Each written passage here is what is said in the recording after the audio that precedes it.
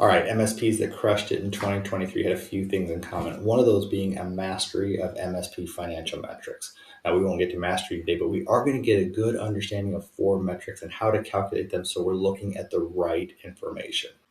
We'll start with product gross profit, which just tells us our profitability in hardware, software, and licensing. We'll move to agreement gross profit, which is going to tell us the profitability of service agreements, including managed services, BCDR, cybersecurity, and basically any of the people-based solutions we offer on a monthly basis.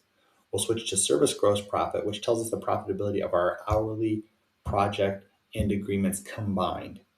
And we'll wrap up with gross profit, which is just the margin on all of our revenue.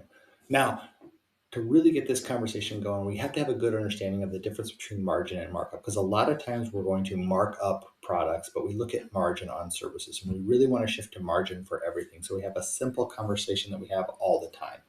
If you look at these calculations, they're actually pretty similar.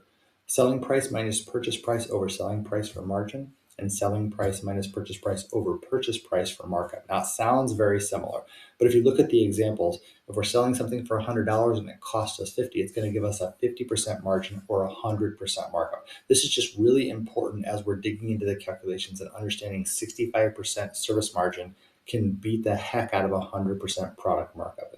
So if we look at product gross profit, the calculation to get that percentage is going to be product revenue minus product costs divided by product revenue. And in this example, if we have $15,000 in product revenue made up of a combination of hardware and SaaS revenue, and we have $11,500 in product cost, what we had to pay to get it, we're going to end up with a 23.3% product gross profit. Now, we'll be digging into each of these metrics with more detail in future videos. This is just to get the understanding of how to calculate it and what entries to put in so we get the right number to work with. Next is agreement gross profit. Now, if you're a ConnectWise managed customer, you probably use this report all the time. And there's a couple of configurations we got to make sure are correct in manage to get the right number. If you're doing this outside, it's a simple calculation of agreement revenue minus the agreement tools cost minus the agreement labor cost divided by agreement revenue. Now, those agreement tools costs are going to be specific to the agreement, what we can tie specifically to that contract. And the labor is the same thing. We want the loaded labor rate times the number of hours worked per agreement. So it's a little more challenging. If we look at this example, we have a $1,350 agreement. And on the cost side, we have $300 in cost of agreement tools and $200 in cost of agreement labor. Now, when we put this in the calculation, we're going to get a 62.9% margin on our agreement gross profit. And we're going to look at this as individual agreements and all of our agreements as a whole.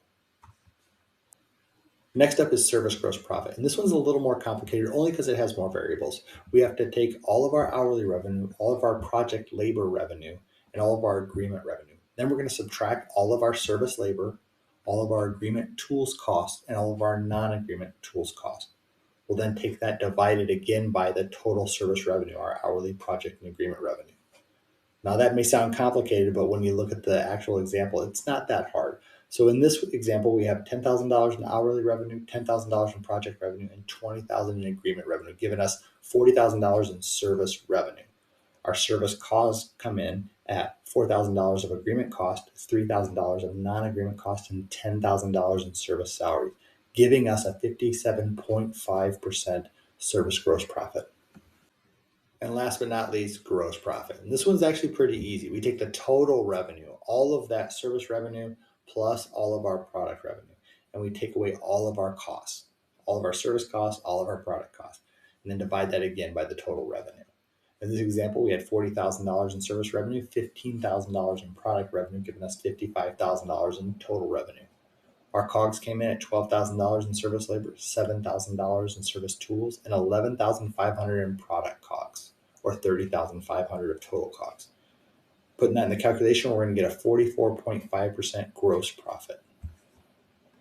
All right, that was a lot of information in a short period of time, lots of metrics, lots of math. But we're trying to get to the point where we have a good understanding of these metrics so we can start down that road to mastery. What are these metrics trying to tell us, and how do we calculate them accurately?